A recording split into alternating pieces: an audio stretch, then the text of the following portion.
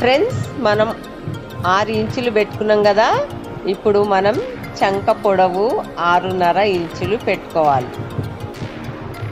చూసారా ఫ్రెండ్స్, ఇలా మనం ఈరోజు మీకు టేప్తోని కరెక్ట్ కొలతలు ఎలా తీసుకోవాలి ఈ వీడియోలో చూపిస్తున్నాము. ఇప్పుడు మనము చెస్ట్ లూజ్ కూడా 11 ఇంచులు తీసుకోవాలి. మనము ఖర్చు కాకుండా కరెక్ట్ మెజర్మెంట్ అనేది మీకు చూపిస్తున్నాము. తర్వాత మనం ఖర్చు అనేది తీసుకోవాలి. చూసారా ఫ్రెండ్స్, ఇలా మా వీడియో మీకు నచ్చిందా? నచ్చినట్లయితే లైక్ చేయండి, షేర్ చేయండి, సబ్స్క్రైబ్ చేయండి. మీకు తెలిసిన వారికి కూడా షేర్ చేయండి. కామెంట్లో ఎలా ఉందో తెలియజేయండి. మీరు టైలరింగ్ రాని వాళ్ళు ఈ వీడియో చూసి నేర్చుకోండి, పర్ఫెక్ట్గా వచ్చేస్తుంది.